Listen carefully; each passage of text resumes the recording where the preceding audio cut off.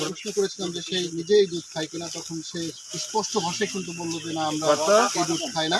এটা কিন্তু সারা বাংলাদেশে কিন্তু তারা সরবরাহ করে এবং এই দেশে এগুলো সব জেল।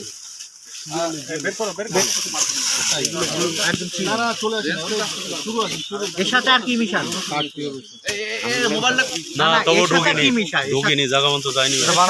সাদা ওই যে একটা পাউডার দেখতে পাচ্ছেন, সেই পাউডারটা কেমিক্যাল ডেনসিটি মিলাতে পারিনি।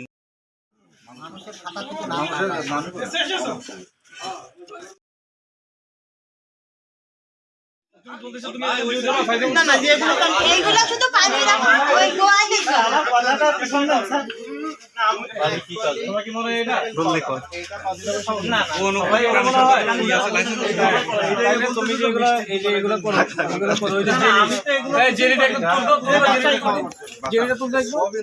এগুলো কি তোমার মনে হয় গ্লুকোজ কেন খাওয়ানোর জন্য?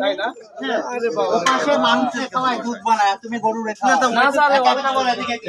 ঘি বানাচ্ছে, ঘি মনে হয় এটা মনে হয়। বাবা শুনো, কি বলে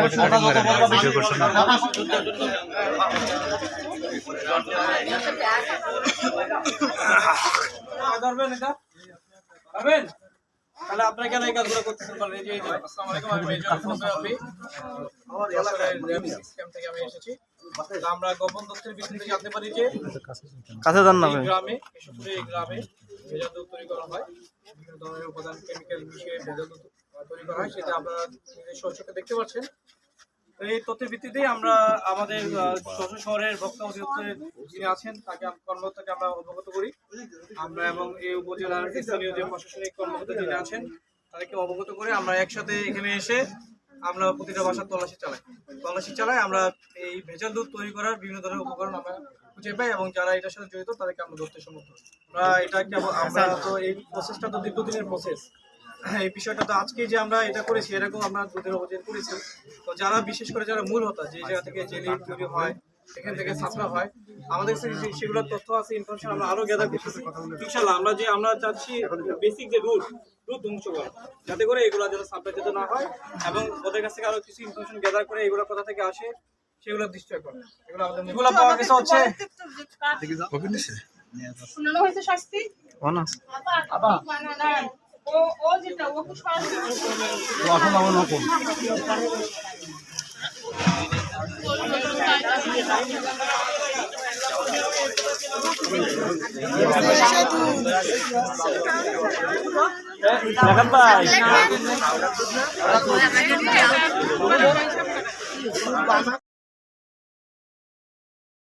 খুবই একটা গুরুতর অপরাধ এবং সেই গুরুতর অপরাধের কথা চিন্তা করেই আমরা ভোক্তাধিকার সংরক্ষণ আইন অনুযায়ী তাদেরকে 5 জনকে এখানে 1 বছরের বিনাশ্রম কারাদণ্ড এবং 1 লক্ষ টাকা অর্থদণ্ড, ওনাদের আরও 1 মাসের বিনাশ্রম কারাদণ্ডে দণ্ডিত করেছি।